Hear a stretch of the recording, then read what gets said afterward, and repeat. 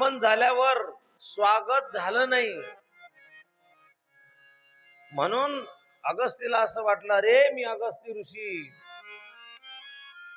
मी एवढं तुझ्या आश्रमामध्ये आलो आणि तू माझं स्वागत केलं नाही, ध्यानाचं सोंग घेतलं, म्हणून त्याला शाप दिला होता. विप्रावमंता शततां तमुंद यथा गजस्तब्धमतिंगस एव.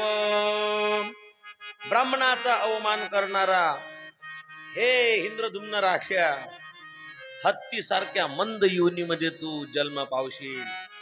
नकळत ब्राह्मणाचा घडलेला अपमान त्याने महाराज हत्तीच्या योनीमध्ये जाण्याचा शाप मिळाला. म्हणून साधूचा, संताचा, ब्राह्मणाचा कधी आदरातिथ्य करा. जर आदरातिथ्य केलं नाही तर इंद्रद्युम्न नावासारख्या राजाची सारखी गती व्हायला वेळ लागत नाही. तो चित्रकूट पर्वतावर राहत होता, पर्वत होता, क्षीरसागर होता आणि संपूर्ण कुटुंबासह राहत होता. एक दिवस जलक्रीडा करत असताना मकराने त्याचा पाय पकडला. गजेंद्र म्हणजे कोण नाही, तो दुसरं कोणी नाही, तुम्ही आम्ही आहोत. गजेंद्राची अवस्था पहा काय झाली महाराज. गजेंद्राची अवस्था अशी झाली, सर्वप्रथम त्याला गर्व होता, आपला एवढा मोठा परिवार आहे, नातू पंतू जंतू हे आपल्याला या संकटातून तारतील. मकरानं पाय पकडल्यावर सर्वजण आले, सोंडीत सोंड घातली. 6 महिन्यापर्यंत झटले तरी गजेंद्र बाहेर निघाला. मग याच्या घरच्यांनी विचार केला, पिकलं पान कधी गळेल सांगता येत नाही, नाहीतरी म्हातारच होतं, जाऊ द्या, नाही निघत, सोडून दिलं. आणि गजेंद्र आपल्या घरी गेला.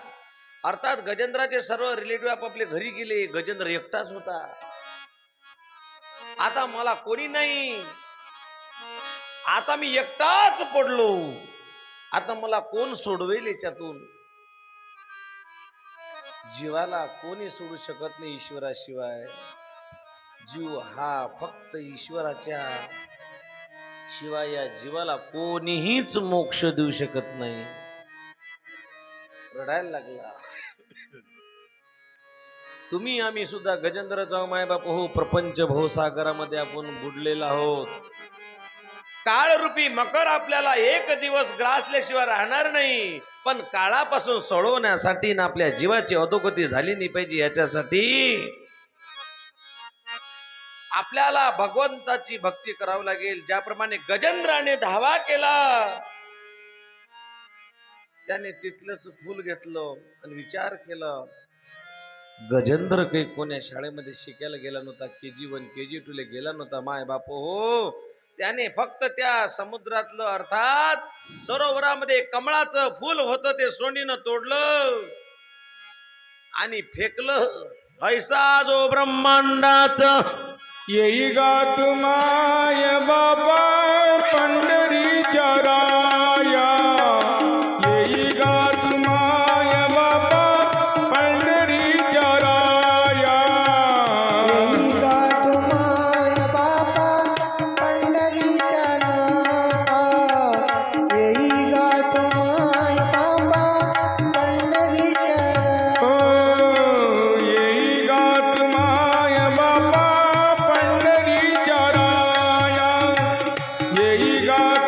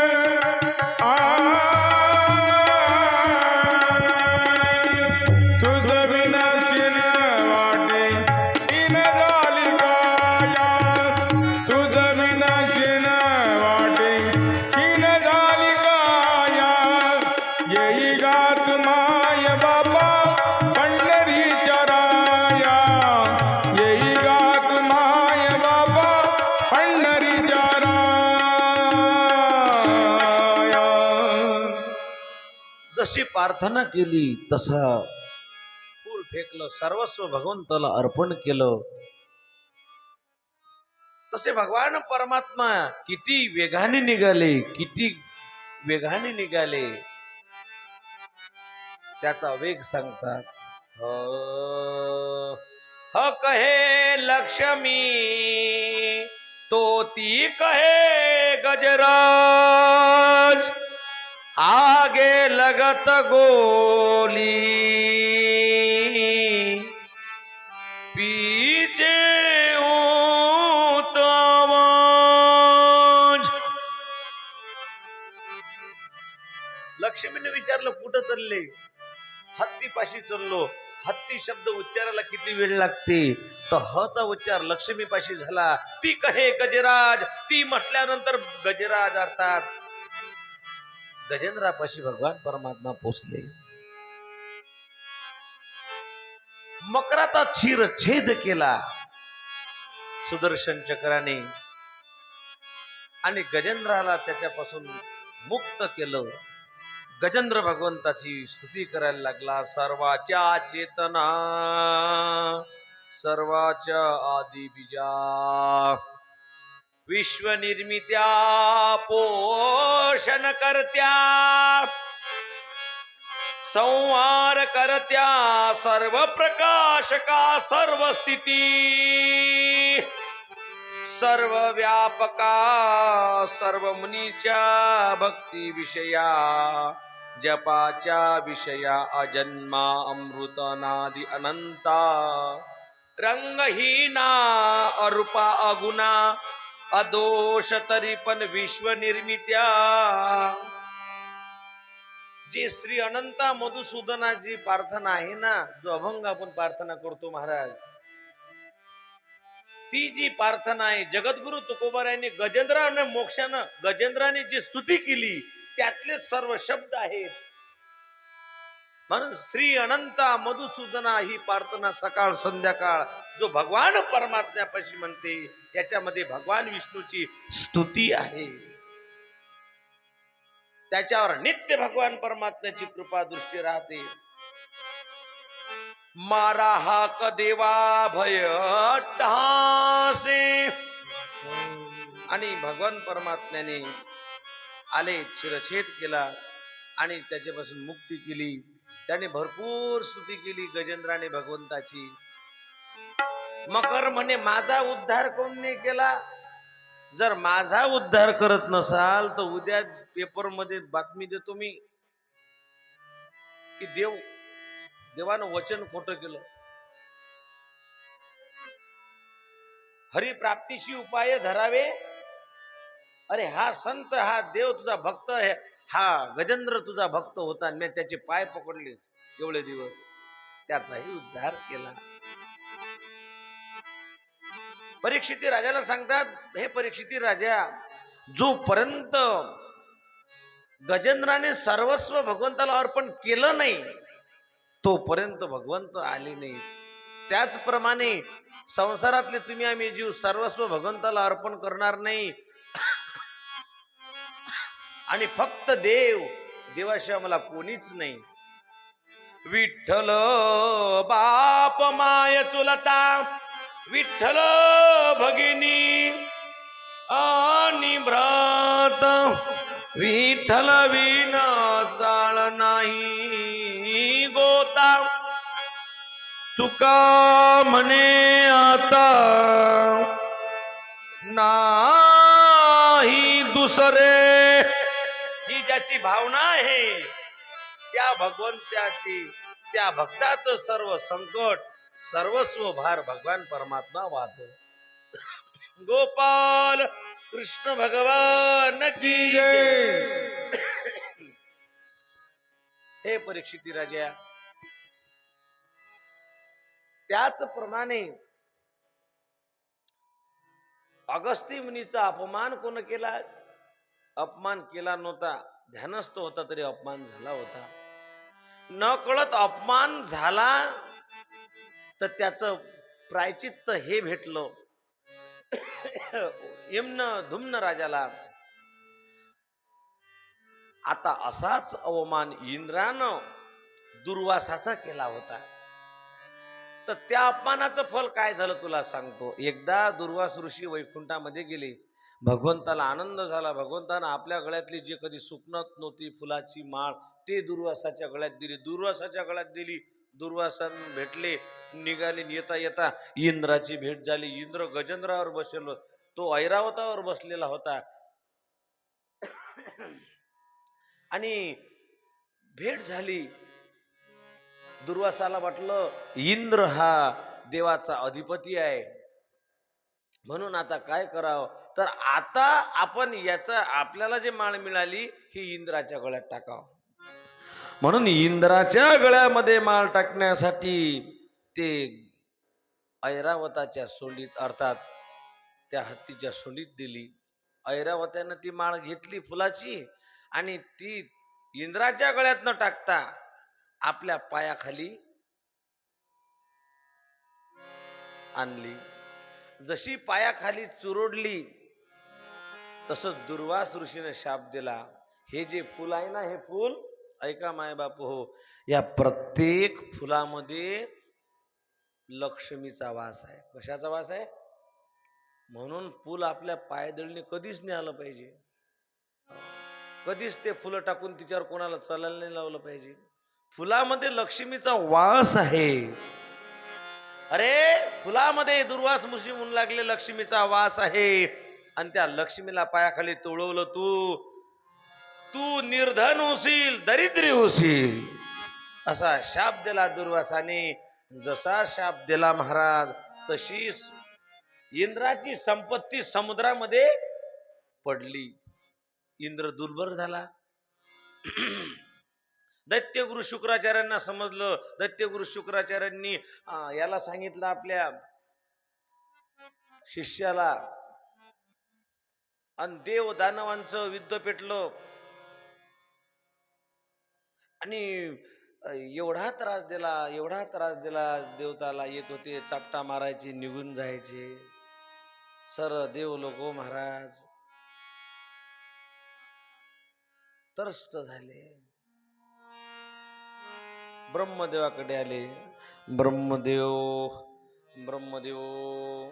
स्वतः निघाले आणि भगवान विष्णूची स्तुती करायले.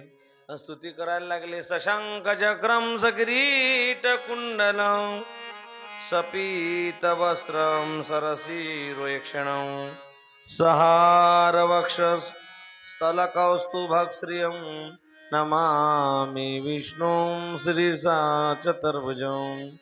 बलीने आक्रमण केलं. बली मारत आहे आम्हाला. बली दैत्यांना घेऊन येत आहे, दानवांना घेऊन येत आहे. आणि बली हा दैत्यगुरु शुक्राचार्याचा शिष्य होता. आणि आता आमच्यासाठी काहीतरी करा. भरपूर देवाची स्तुती केली. भगवंत प्रसन्न झाले. म्हणे याच्यासाठी समुद्र मंथन करावं लागेल. मग त्याच्यासाठी तुम्ही देव हो दानवासी मैत्री करा. सत्य देण्यासाठी त्यांचा काय करावं लागते? उपयोग करावंच लागते. त्यांना विश्वासात घ्यावंच लागते. मग हे देव दानवाकडे गेले, बलीकडे गेले. समुद्र मंथन करू. राक्षस म्हणत आम्हाला जे पाहिजे ते दे जा. हो तुम्हालाही देऊ, आम्ही घेऊ, काही हरकत नाही. मंदारच्या पर्वतांना त्याची रई केली. वासुकी नावाचा सापाची दोरी केली. आणि अशा प्रकारे मंथनाला सुरुवात झाली. गोपाल कृष्ण भगवान की जय. पण तो मंदारचर पर्वत खाली खाली चालला. तेवढ्यात भगवंताने एक अवतार घेतला. कश्यप नारायण भगवान की. कश्यपाचा अवतार घेतला म्हणजे कासवाचा. आणि त्या मंदारचराच्या खाली भगवंत स्थित झाले. मग दानव लोक गेले तोंडाकडून वासुकीच्या, निहाले शेपटाकडून देव लोक. आणि ते मंथन चालू झालं की त्याच्या तोंडातून विषाच्या लाटाच्या लाटा भैर्याच्या, फुसकाऱ्या भैर्याच्या. आणि बरेच दानव आणि दैत्य मरायला लागले. दानव दैत्य म्हणू लागले आम्ही गुण होत नाही. तुम्ही देव लोक हुशार आहात. आमचे किती लोक मेले तुम्हाला माहित आहे का? आणि आम्हाला हे मंथन पाहिजे नाही, हे नाही पाहिजे. मग आता कोण उभं राहील? देव लोक म्हणू लागले कोणाला तरी या तिकडे उभं करावं लागेल. म्हणून सर्वजण गेले कैलासावर. ओम नमः शिवाय, ओम नमः शिवाय, हर हर भोले नमः शिवाय.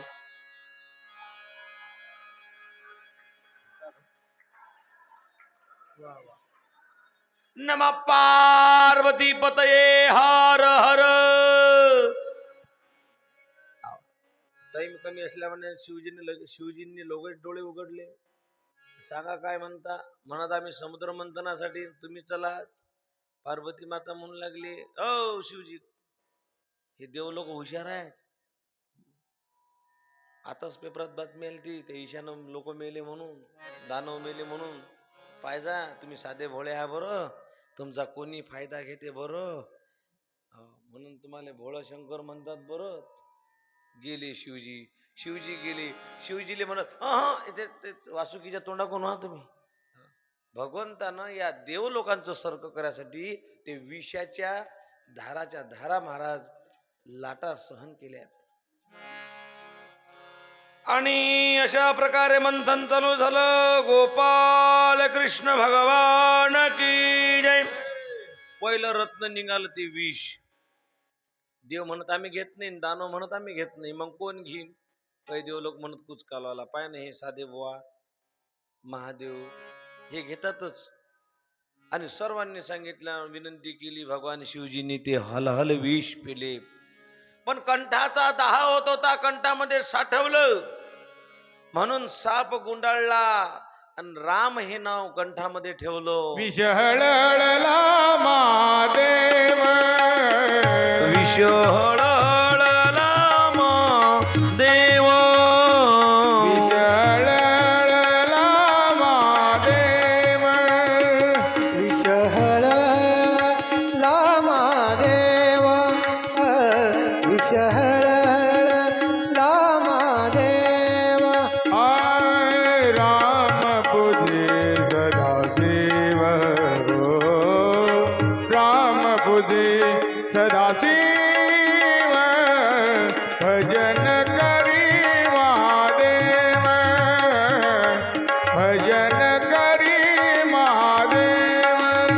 राम पूजी सदाशिव, राम पूजी सदाशिव, भजन करी महादेव. श्रीराम जय राम, भजन करी महादेव. आणि देवी दैत्य सागर मंथन पै केले. त्या माझी अवचित हल जे उठले. ते तो असुरपणे प्राशन केले.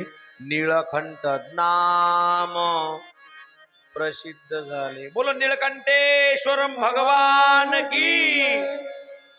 भगवान शिवजीला मग निळकंठ नाव पडलं. पण त्या कंठ म्हणजे गडा निळा झाला होता. कोणाचा? भगवान शिवजीचा. म्हणून निळकंठ नाम प्रसिद्ध झाले. आणि पुन्हा विष अशा प्रकारे मंथन चालू केलं, जोर लगा के. आणि मग अशा प्रकारे मंथन करताना दुसरं रत्न पडलं, कामधेनू. ते ऋषींना दिली. उच्च श्रव नावाचा घोडा निघाला, तो बलीने घेतला. ऐरावरत निघाला, तो इंद्राला दिला. कौस्तुभ मणी निघाला, तो अजित भगवंताला दिला. कल्पवृक्ष निघाला, स्वर्गासाठी देवांनी घेऊन गेले. अप्सरा निघाला, त्या देवांनी घेतल्या. आता लक्ष्मी निघाली. दानव म्हणत आम्हाला पाहिजे, देव म्हणत आम्हाला पाहिजे. लक्ष्मी कोणाच्या घरी जाते का स्वतःहून? नाही, लक्ष्मी त्याच्याच घरी जाते. लक्ष्मीने विचार केला. लक्ष्मी जशी निघाली, दानव आले आम्हाला पाहिजे, देव आले आम्हाला पाहिजे. लक्ष्मीने अय डुबडुबल्या डोळ्याची हो हा मग 10 दिवस झाले अंग नाही धुतलं, एकादशीच्या दिवशी समजत नाही तुम्हाला का रे कुरैल्या केसाची हो मग चालले आम्हाला पाहिजे आम्हाला पाहिजे. मी कोणाच्या घरी जातो काय? लैनीत लागा सरे लैनीत लागले.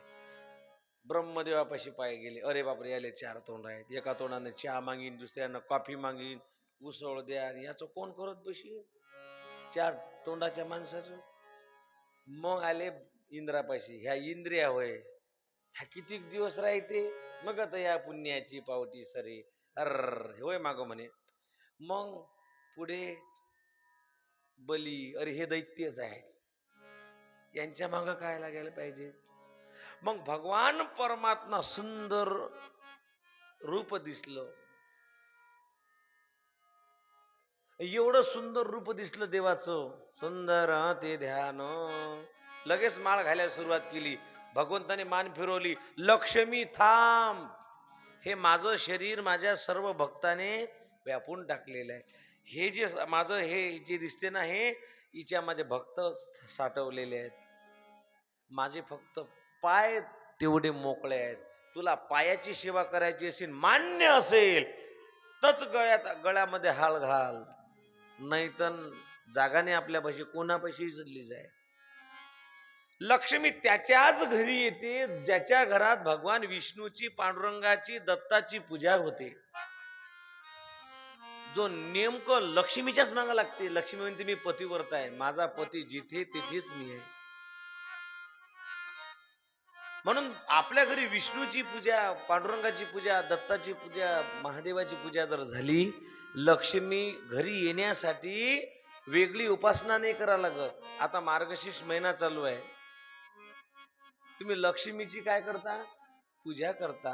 पण लक्ष्मीची पूजा करायच्या अगोदर विष्णूची मूर्तीची पूजा करत जा. नाही विष्णूची मूर्ती असली तर कृष्ण तर कोणाच्या घरी असते, असते की नाही. लग्नात देत असते म्हणून कृष्ण कोणाच्याही घरी असते. माय सासऱ्यानं मला कृष्ण दिला, माझ्या घरी तर एवढे कृष्ण झाले तुम्हाला काय सांगू.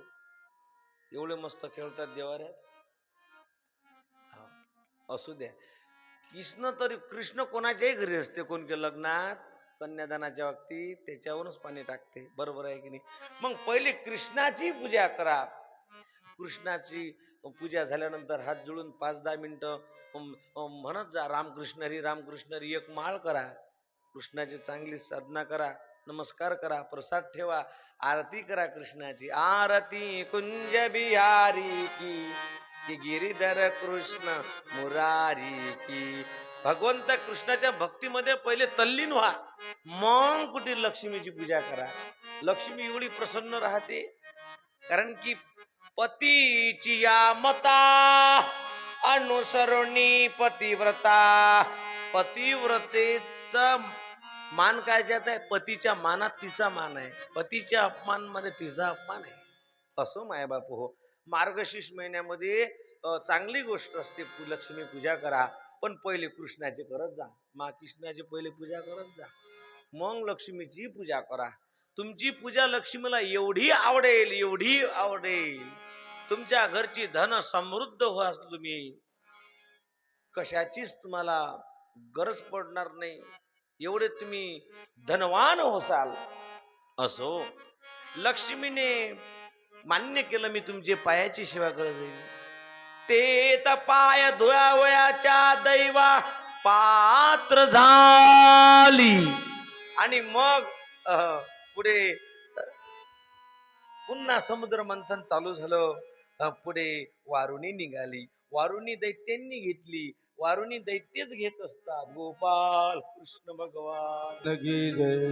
आणि पुढे मदिरा निघाली, शंख निघाला, धन्वंतरी निघाली, चंद्र निघाले, मग शेवटी निघालं अमृत.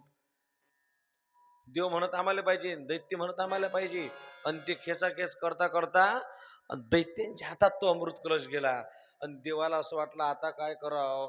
जर हे दैत्य जर अमर झाले तर मग आता माझ्या देवांना, माझ्या देव लोकांना किती त्रास होईल. म्हणून देवानं त्यावेळेस एक अवतार घेतला. तो अवतार म्हणजे असा घेतला, महाराज एवढं मेकअप केलं देवानं, बस बस मी तो म्हणतो ब्युटी पार्लर मधूनच आले देव. मोहिनी अवतार की, मोठ्यानं म्हणा, मोहिनी नारायण भगवान की जय. मोहिनी मस्त नाचायला लागली. आणि नाचत नाचता नाचता नाचता नाचता देव लोक म्हणत, हे मोहिनी तुझं लग्न झालं काय. लक्ष्मी म्हणे माझ्यासोबत लग्न करतं काय. भगवंताचा मोहिनी अवतार, भगवंत म्हणत माझ्यासोबत लग्न करतं काय. तू जर आमच्याशी लग्न करत असेल माझी काही हरकत नाही. भगवंताने मोहिनी अवतार घेतला आणि त्यांना मोहून टाकलं. आणि मग तुमच्या हातात हा कलश कशाचा आहे? म्हणे अमृत कलश आहे. म्हणे तुम्ही सारे भाऊ दैत्य कधी शाळेत गेले नाही काय? म्हणे म्हणे का? अरे एका रांगेत लागा अमृत होय म्हणे ते.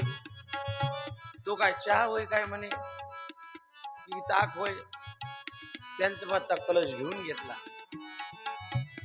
आणि ते मोहून गेले. आणि त्या सांगितलं दैत्यांनी या रांगेत बसा, देवलोकांनी या रांगेत बसा, मी सर्वांना वाटतो अमृत.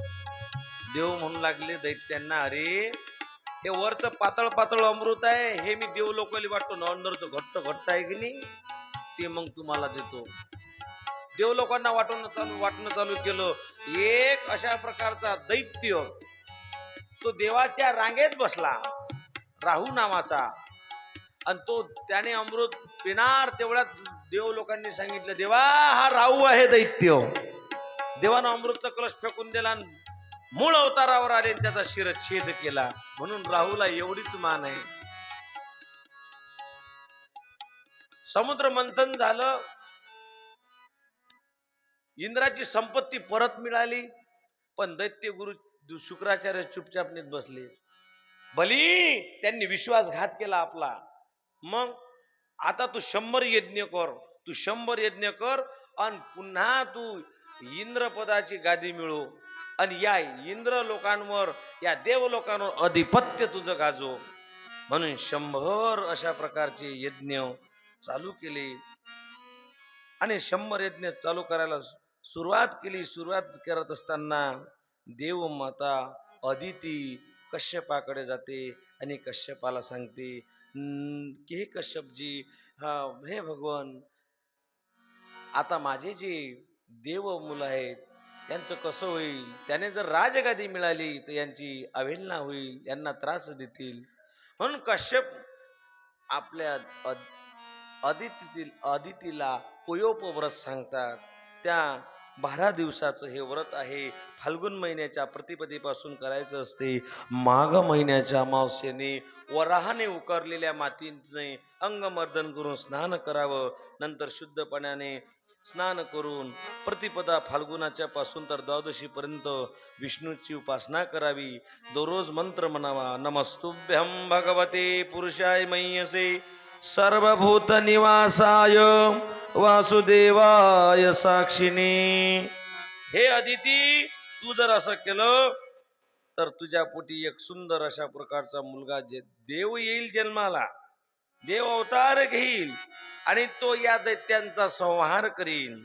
आणि त्या देव लोकांना, स्वर्गातल्या इंद्र तुझी जी मुलं आहेत यांना त्यांच्यापासून त्रास होणार नाही.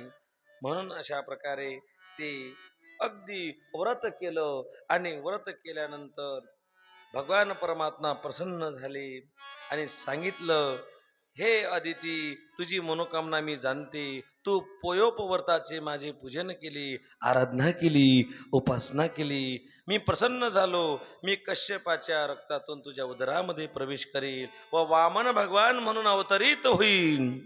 हे परीक्षित राजा, त्याचप्रमाणे नारायणाने कश्यपाच्या तेजाने अदितीच्या गर्भात स्थापना झाली. ब्रह्मदेवाला वार्ता कळाली. ब्रह्मदेवाने स्तुती केली. भगवान परमात्म्याने अवतार घेण्यात निश्चित झालं. भाद्रपद शुक्ल द्वादशी अभिजित मूर्ती विजया द्वादशी वामन भगवंताने आपल्या प्रगटीकरणाचा आविष्कार दाखवला आणि देव माता अदितीच्या पोटी भगवान वामन अवतार घेतात. वामन नारायण भगवान की जय. वामन भगवान जन्म अगदी अशा प्रकारे अवतरित झाले. देवमाता अदिती लंगोट घालायला देते, एक छत्री देते, कमंडलू हातात देते आणि देवमाता अदिती स्तुती करते, हे भगवान, ज्या साधनेसाठी मी तुमची उपासना केली ते कार्यासाठी आपण त्वरित ते कार्य करा. म्हणून बलीच्या राज्यामध्ये जाण्यासाठी वामन भगवान परमात्मा निघाले. तेरे द्वार कळा भगवान भगत भर दे रे झोली. तेरे द्वार कड़ा भगवान भगत भर दे रे झोली. तेरे द्वार द्वारकला भगवान भगरी रे जोडी. कड़ा भगवान भगत भर दे रे जोड़ी. तेरा बड़ा होगा एहसान भगत भर दे रे झोली. तेरा बड़ा होगा एहसान भगत भर दे रे जोडी. तेरे द्वार खड़ा भगवान भगत भर दे रे झोली. तेरे द्वार कड़ा भगवान भगत भर दे रे जोडी. 100वा यज्ञ बलीचा पूर्ण व्हायची वेळ आणि वामनाची जायची वेळ एकच आली. बलीने स्वागत केलं. स्वागतम ते नमस्तुभ्यं ब्रह्म किं कर्मामते ब्रह्मर्षीणां तपस्सा मन्मन्ये त्वाय वबुर्धनम्. अद्य न पितरस्तुप्ता अद्य न पवितं कुलम् अद्य स्विता कुरयतयं यद् भगवानागतो गृहान्. या देवा तुमचं स्वागत आहे. सत्कार्य करत असताना बिगर आमंत्रणाचे एखादे महात्मे उपस्थित झाले तर आपल्या पितरांना मोक्ष मिळत असतो. गोपाळ कृष्ण जय. आणि मोक्ष तर मिळते परंतु कुळ सुद्धा पवित्र होते व कार्यपूर्तीचा आनंद लाभतो. हे ब्राह्मण कुमारा, बली म्हणू लागला, हे ब्राह्मण कुमारा, आपण यज्ञ प्रसंगी काहीतरी मागणार आहात, जरूर मागा. इच्छेला येईल ते मागा. यत यत वटो वांछसी तत्प्रच्छसी मी त्वामर्थना विप्रसुता न कर्तये. कां कांचन गुणवद धामं मुष्टम तथा नेत्रमुतम वा विप्रकन्याम. माझी कन्या देऊ का तुम्हाला? असा प्रसंग चालू असताना रत्नमालेनं पाहिलं आणि तिला प्रेमाचा पाना फुटला. तेव्हा भगवंताने आशीर्वाद दिला की तुझं आता जे इच्छा आहे की एवढ्याच सुंदर बाळाने माझं स्तनपान करावं, तर हे इच्छा मी तुला पुढच्या जन्मात पूर्ण करेन. वामन भगवान परमात्मा धृत होते. काही मागण्यापूर्वी त्याला बोलण्याचं कुळ परंपरा शोभणाऱ्या अशा गोष्टी सांगितल्या. अरे, मोठमोठे राजे आले, त्यांनी दान देऊन अशा प्रकारे स्वर्गात गेले. तुझे पिता स्वतःचं आयुष्य दान करणारे होते. आजोबा प्रल्हाद श्रेष्ठ होता, भक्त होता, तर पंजोबा शूर वंशाचा होता. कोणी कंजूस कोणीच नाही तुझ्या वंशामध्ये. बलीची स्तुती केली. वंश परंपरेला शुभून दिसणाऱ्या दानशूर असल्याच्या गोष्टी त्याला सांगितल्या. म्हणे, महाराज मागा तुम्ही.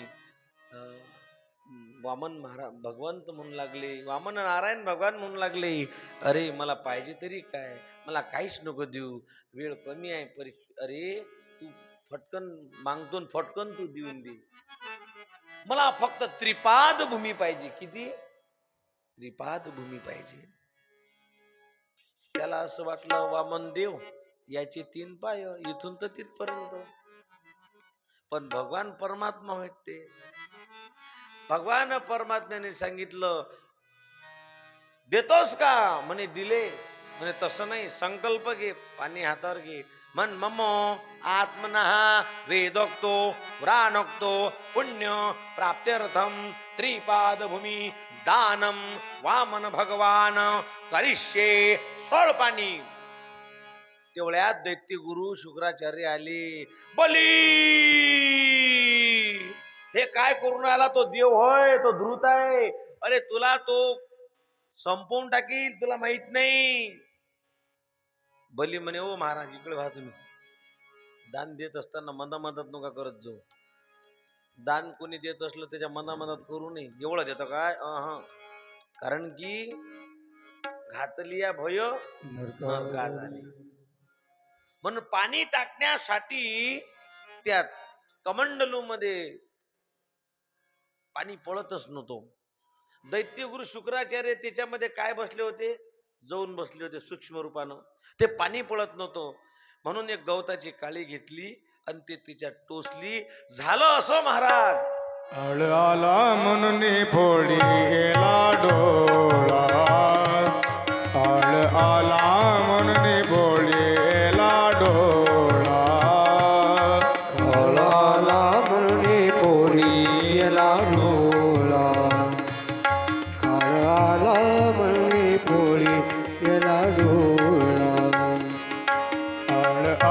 म्हणून पोळीला डोळा, आळ आला म्हणून फोडी डोळा, आळ आला म्हणून फोडी डोळा, काळाला म्हणून पोळीला डोळा, काळाला म्हणून पोळीला डोळा. बळीने आंधळा शुभ्र केला, बळीने आंधळा शुभ्र केला, आळ आला म्हणून फोडीला डोळा, आळ आला म्हणून फोडीला डोळा. शुक्राचार्य ते बाहेर आले. हे बली, हे काय केलं? त्या माझ्या डोळ्याचं ऑपरेशनच करून टाकलं. बली म्हणे, तुम्हाला कोण सांगितलं होतं? पाणी पळत नव्हतं म्हणून मी गवताची काळी टाकली. असं मध्ये मध्ये करू नका, व्हा माग. कोणी दान देत असेल तर त्याच्या मधात जो बोलेल तो पूर्व जन्मामध्ये आंधळा होत असते. आणि मग महाराज त्रिपाद भूमी संकल्प सोडला. भगवंतानं विराट रूप धारण केलं. पहिला पाय टाकला पृथ्वी, दुसरा स्वर्ग, आता तिसरा कुठं टाकू? बली म्हणे, देवा तुम्हाला दिलेलं मी वचन माग नाही जाऊ देत. तेवढ्यात बलीची आई आली आणि ती मोठ्यानं म्हणू लागली, भली न गई विरोचन के साथ, ऐसा पुत्र पैदा किया प्रभु पसारे हाथ. अरे विरोचन राजा मरण पावला त्यावेळेस मला सती जायचं ठरवलं होतं मी, परंतु त्यावेळेस धर्म मार्तंड लोकांनी सांगितलं की तुझ्या पोटामध्ये बलीन, तुझ्या पोटामध्ये पुत्राचा गर्भ आहे आणि तू जाऊ नकोस. बरं झालं गेली नाही. ऐसा पुत्र पैदा किया प्रभु पसारे हा. शेवटी देवानं माझा मुलगा मागावा. आणि जसा पाय भगवंताने डोक्यावर दिला, कोणाच्या? माझ्या नाही, मग कोणाच्या? गुरुजी. बर, पाय कोणाच्या डोक्यावर दिला अशी सांगा बरं. पेटीवाल्याचे? बलीच्या डोक्यावर पाय दिला महाराज. आणि जसा पाय दिला तसा तुका म्हणे बळी, जीव दिला पायातडी,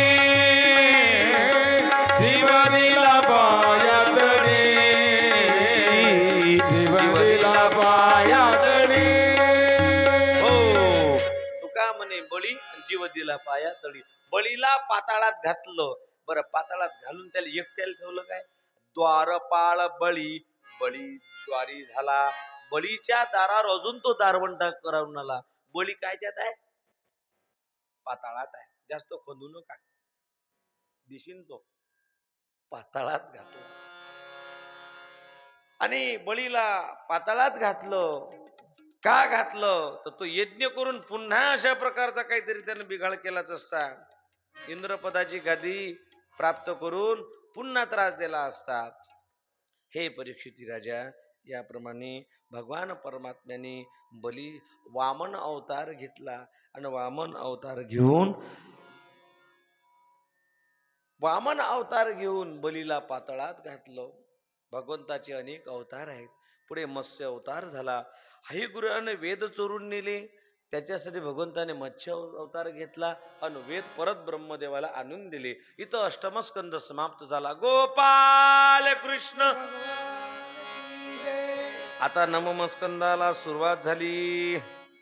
नवमस्कंदाला सुरुवात झाल्यानंतर आता नवमस्कंदाच्या शेवटच्या अध्यायामध्ये, नवमस्कंद म्हणजे अंबरीश राजाची कथा आहे. अनेक कथा आहे त्याच्यामध्ये. दुर्वासाची संकटातून मुक्ती केली. पण नवमस्कंदाच्या शेवटच्या अध्यायामध्ये रामकथा आली. काय आली? रामकथा आली. भागवतामध्ये रामकथा आली, पण ते फक्त 2 अध्यायात आली. म्हणजे भागवतातली रामकथा म्हणजे ताकापुरतं पहा बरं. तुम्हाला करता येते का ताकापुरतं रामायण? मग कसं म्हटलं ताकापुरतं रामायण?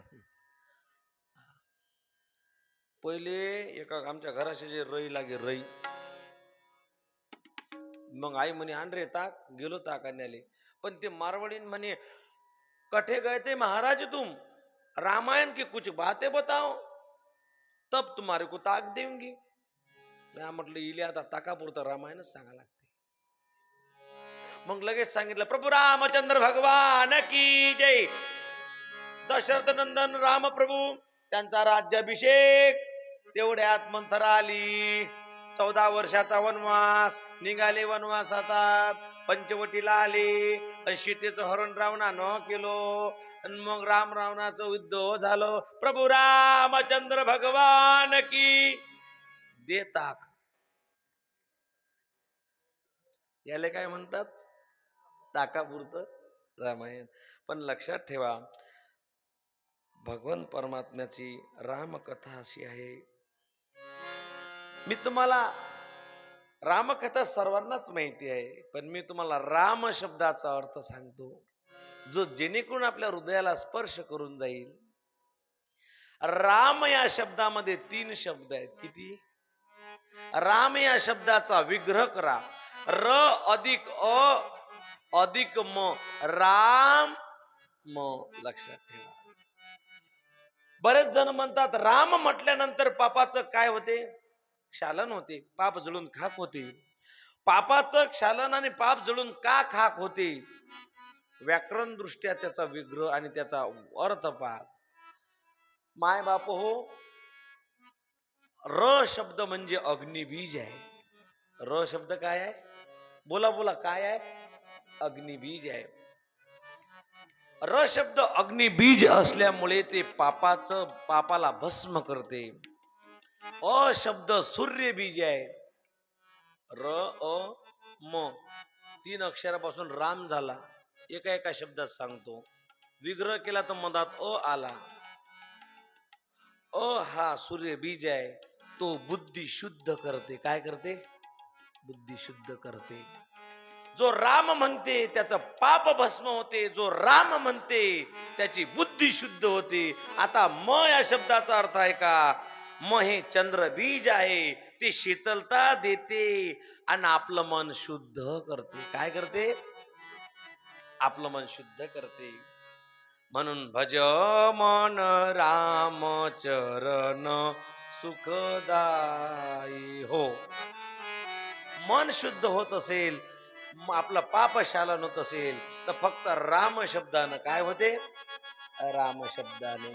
म्हणून प्रभू रामचंद्र भगवान की जय. राम राजा होते, म्हणून राजा राम म्हटलेला आहे त्यांना. चरित्रम रघुनाथस्य शतकोटी प्रविस्तरम एकमक्षरम पुंसा महापातक नाशनम. आता संपूर्ण रामायणाचं पुण्य लाभण्यासाठी एक श्लोक आहे, एक श्लोकी रामायण म्हटलेलं आहे. आदो राम तपवनादि गमन हतवा मृगा कांचन वैदिहरणं जटायुमरणं सुग्रीव संभाषणं वाली निर्दलं समुद्रतरणं लंकापुरी दहनं पश्चाद रावण कुंभकर्णादि हनन हे तद्दी रामायण ये तद्दी रामायण रघुकुल रीत सदा चली आई प्राण जाई पर वचन न जाई. श्री राम जय राम जय जय राम, श्री राम जय राम जय जय राम, श्री राम जय राम जय जय राम, श्री राम जय राम जय जय राम. दशरथाला 3 राण्या होत्या, कौशल्य, सुमित्रा व कैकेयी. पण राजाला वृद्धकाळपर्यंत संतती नव्हती. वशिष्ठाच्या आज्ञेनुसार पुत्र कामिष्ठी यज्ञ केला. यज्ञ प्रसादात 4 पुत्र प्राप्ती झाली. राम, लक्ष्मण, भरत, शत्रुघ्न. चैत्रमास, वसंत ऋतू, वनस्त्री फळाफळाने डवरलेल्या होत्या. माध्यान्ह काळ होता, दुपारची वेळ होती. प्रभू रामचंद्रजी प्रगटले. प्रभू रामचंद्र भगवान की जय. प्रभू रामचंद्रजी प्रगटले. हो, प्रभू रामचंद्रजींनी फार लहानपण फार सुंदर आहे. वशिष्ठ ऋषी आले. ज्येष्ठ तुझा पुत्र मला देई दशरथा. राक्षस मातले होते. दशरथ म्हणत, रामाले सोडून मागा हो. तू जर देशील दशरथ राजा तर मी तुला शाप देईन. नाही म्हणे, नाही, घेऊन जा घेऊन जा. त्राटिकेला मारलो. राम मोठे झाले. सीता स्वयंवर झालं. सीता मातेला घरी घेऊन आले. रामराज्याभिषेक होणार. मंथराने अशा प्रकारे, कैकेयीने अशा प्रकारे 2 वचन राहिले ते. एक वचन द्या, रामाला वनवास द्या आणि भरताला राजगादी द्या.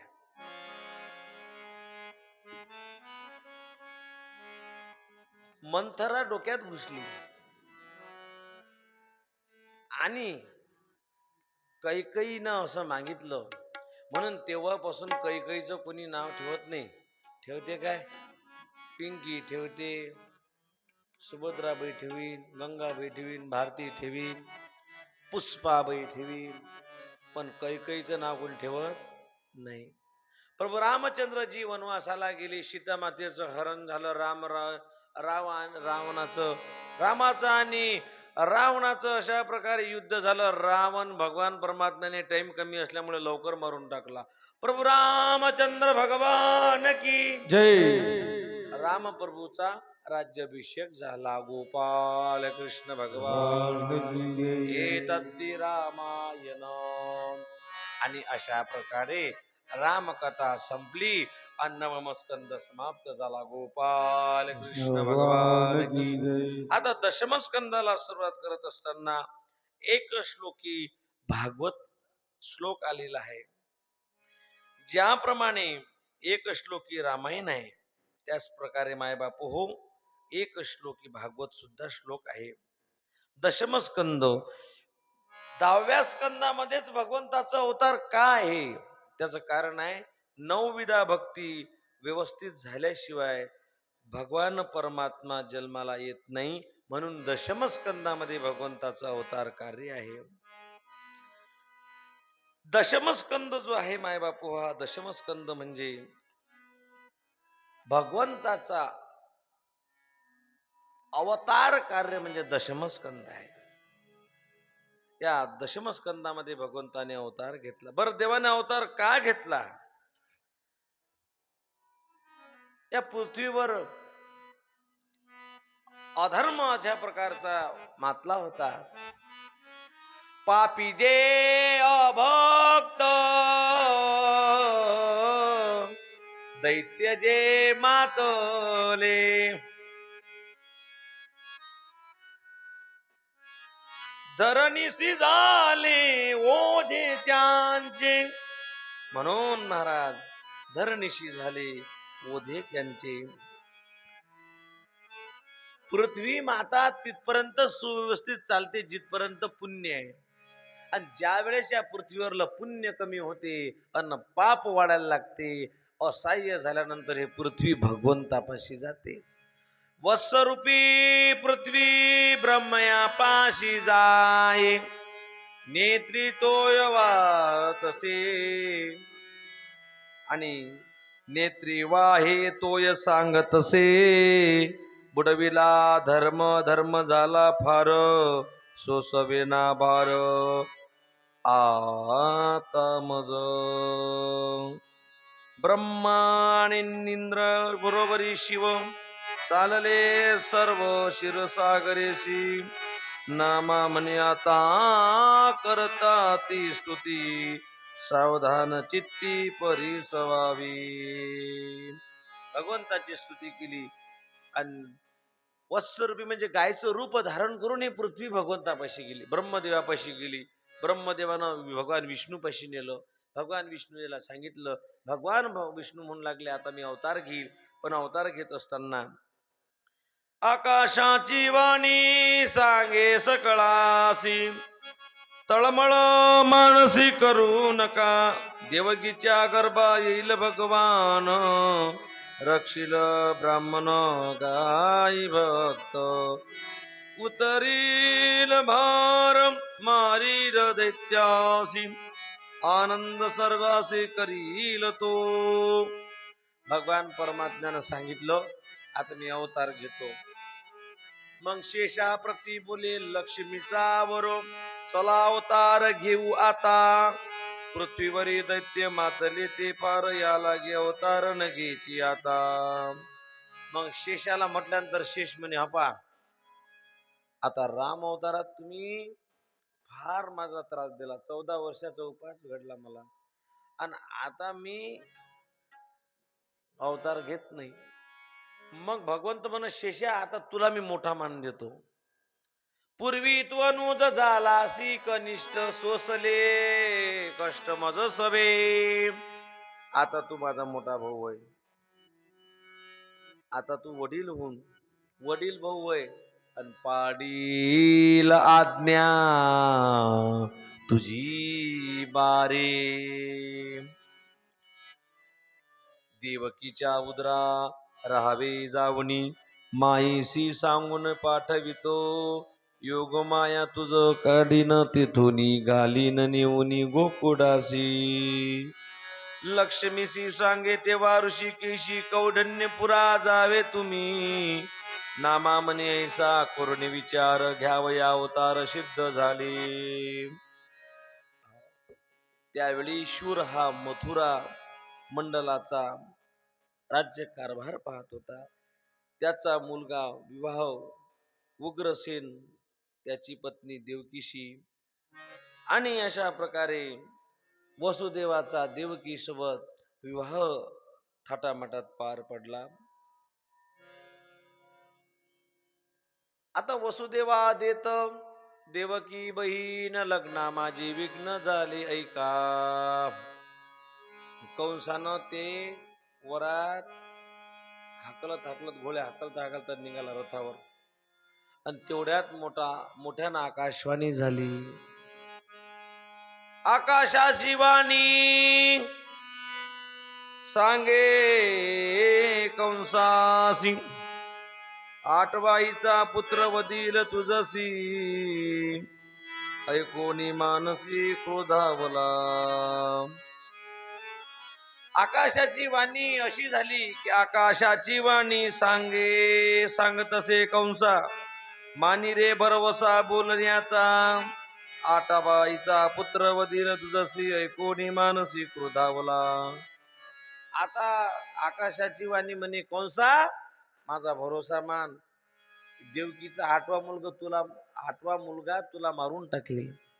जसं ऐकलं तसं महाराज एवढा क्रोधावला, घेऊनिया खड्ग माराया धावला आणि खड्ग घेऊन मारायला लागला. तेवढ्यात वसुदेवानं हात पकडला. हात तो धरिला वासुदेवे. वसुदेवानं हात पकडला म्हणजे आजपर्यंत तुझी बहीण होती, आज ती माझी पत्नी झाली.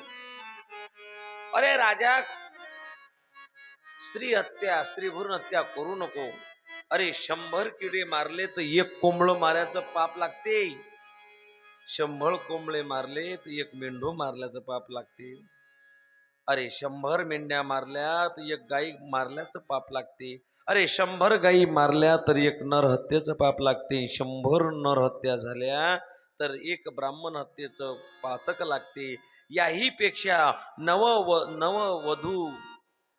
नववर आणि वधू जर मारले, नववर आणि वधू हे लक्ष्मी नारायणाचं प्रतीक असते. लक्ष्मी नारायण त्यावेळी त्यांचं स्वरूप असते.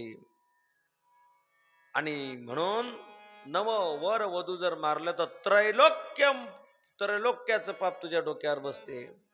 म्हणून असं कर. वसुदेवानं समजून सांगितलं. अरे कंसा, तुला देवकी मारते काय? म्हणे नाही. मग हिच्या पोटी येणार. असं कर म्हणे, आम्हाला कारागृहामध्ये बंद कर, आमचे सर्व मुलं तुला देतो. देवकीला कशाला मारतो? कारागृहामध्ये बंद केलं. पहिला बाळ झालं, पण ते पहिले बाळ मुलगा नाही झाला, मुलगी झाली. नेली कंसापाशी. कंसानं पाहिलं आपल्याला 8वं मारते म्हणे, यायला जायचं कायला जीव घ्यायला लागते. देव लोक चिंतातूर झाले, कारण की या कंसानं जर पाप केलं नाही तर देव जन्माला येणार नाही. म्हणून तेव्हा नारद मुनी गेले. पुण्य सारावया भेटे देव ऋषी. नारद गेले. काय कंसा 8वाचा झाला काय, जन्माला आला काय? म्हणे नाही, पहिला जन्माला आला, पण आली म्हणे मुलगी झाली. नारदानं 8 गोटे घेतले, असे ठेवले. 1 2 3 4 5 6 7 8 झाले का 8? म्हणे आता असे मोज. असे मोजले तर पहिला 8 आला, असे मोजले तर 8वा पहिला आला. म्हणे तो देव होय, तो असा जन्म घेईन, एक तो असा घेईन. मग नारदा मारून टाकू काय त्याले? नारद म्हणे नारायण नारायण. नारद म्हणे हो म्हटलं असतं तर त्या पातकामध्ये तेही बसले असते, त्याचं पाप तेही लागलं असतं. ते म्हणे कंसा तू पाय त्याचं काय करायचं. म्हणून त्यानं पहिलं बाळ मारलं, दुसरंही बाळ मारलं, तिसरंही बाळ मारलं, 4थं मारलं, 5वं मारलं, 6वं मारलं. 7वा योग संकर्षण अवतार होता. आणि 8वे भगवान परमात्मा जन्माला आले. गोपाळ कृष्ण भगवान की जय. भगवान परमात्मा 8 वर्षाची मूर्ती प्रगट झाली. देवकी म्हणे तुला माझा मुलगा कोण म्हणे? मग तू लहान होय. देव म्हणे मी लहान होतो खरी, पण मला इथं ठेवू नका बरं. नंदाच्या घराला मज नेई गोकुळाला. नंदाच्या घराला मज नेई गोकुळाला. माया उपजली तिथे हेवी मजली येते. माया उपजली तिथे हेवी मजली येते. नंदाच्या घराला गोकुळाला, नंदाच्या घराला माझ गोकुळाला. वसुनाम तिथी बुधवार असे, शुक सांगत असे परीक्षिती. दशरथे मारिला तोची होता मास, वर्ष ऋतू असे कृष्ण मास. रोहिणी नक्षत्र 2 प्रहर रात्री माया घाले अस्त्र रक्ष बाळा. आणि भगवान परमात्मा प्रगट झाले. गोपाळ कृष्ण भगवान की जय. नंदाच्या घराला मदनी गोकुळाला. मग भगवंत म्हणू लागले लवकर चला. वसुदेव म्हणू लागले देवा मी तुला नेलो असतो पण माझ्या हातापायामध्ये बेळे आहे. भगवंत म्हणत तुम्ही मला उचला. मला जर तुम्ही उचललं तर काय होईल. उचलला कमळापती हातापायाची बंधन गडिती. म्हणून हातापायाचे बंधन गडती. देवाले डोक्यावर घेसाल तर संसार बंधातून मुक्त होसाल. आणि संसार तुम्ही डोक्यात घालून बसाल तर तुम्ही माया मेताम तरंती. ते मायेमधून तरुण जासाल ना. देवाला डोक्यावर घेसाल तर माया मेताम तरंती ते. मग वसुदेव निघाले. रक्षपाळ मोहिले सकोळ. आणि मग यमुनीमध्ये गेली.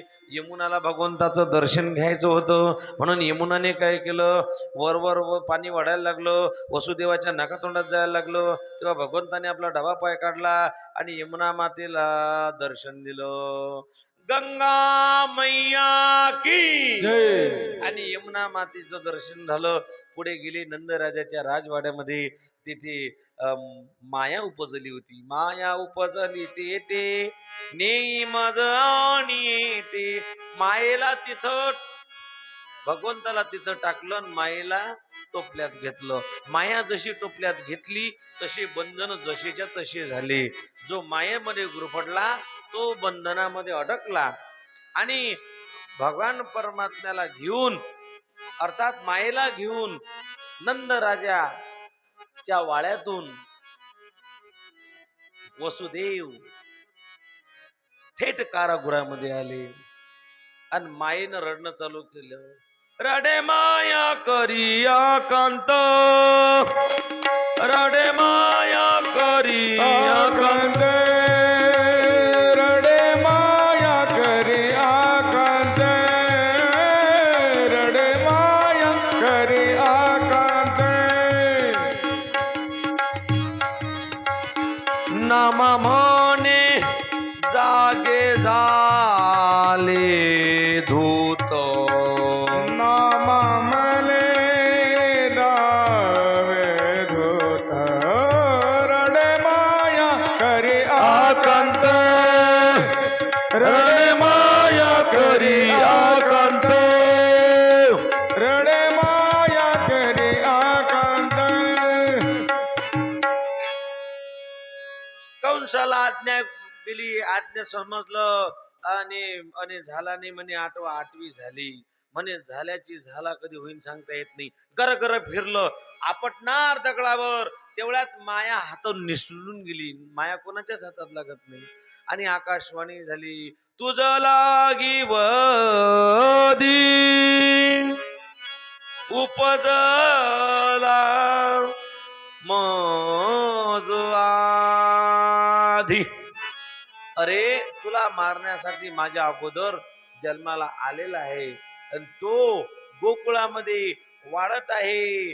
आणि मग एवढीही झेट सुरक्षेमध्ये येऊन जर माझा शत्रू पळून गेला त्याच दिवशी कंसाचं मरण त्याला 80% आपलं मरण याच्याच हातून आहे. इकडे नंद राजाच्या घरी महाराज काय झालं. भगवान परमात्मा जन्माला आले आणि खूप आनंद इकडे साजरा करू लागले.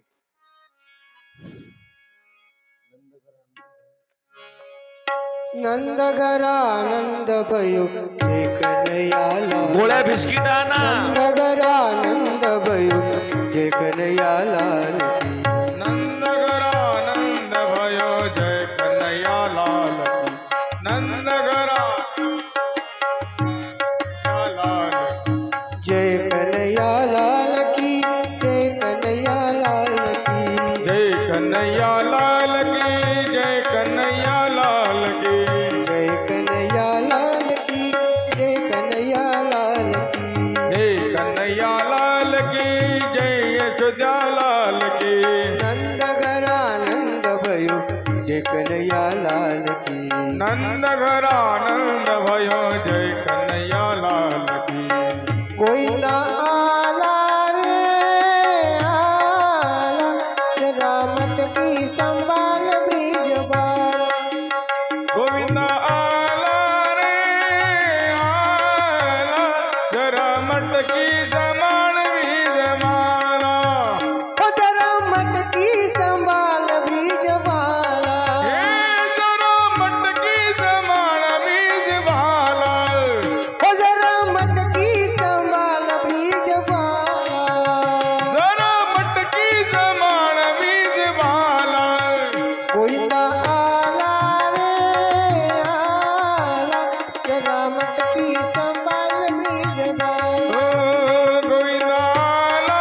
रे आला जरा मटकी जमाण वीज माला माझ्या कानाचे नाव बरी कोणी ज्ञाना हो माझ्या कृष्णाचे नाव जरी कोणी ज्ञाना माझ्या कानाचे नाव तुम्ही कोणी जाणा माझ्या कानाचे नाव तुम्ही कोणी जाणा माझ्या कानाचे नाव तुम्ही कोणी ज्ञाना गे माझ्या कृष्णाचे नाव जरी कोणी ज्ञाना हो माझ्या कानाचे नाव तुम्ही कोणी जाणा माझ्या कृष्णाचे नाव तुम्ही कोणी जाणा कुणी ज्ञाना हो कुणी ज्ञाना हो ज्ञाना कुणी ज्ञाना ज्ञाना हो कुणी ज्ञाना हो ज्ञाना कुणी ज्ञाना गोविंदा आला रे आला जरा मटकी संभाल ब्रिज बाला आय गोविंदा आला रे आयला जरा मटकी जमाण वीज माला एक दोन तीन चार दौड्या वाले का जय जयकार एक दोन तीन चार दौड्यावाले वारकरी उषा गोविंदा आला रे आला जरा मटकी संभाल ब्रिज बाला आय गोविंदा आला रे आयला जरा मटकी जमाण वीज माला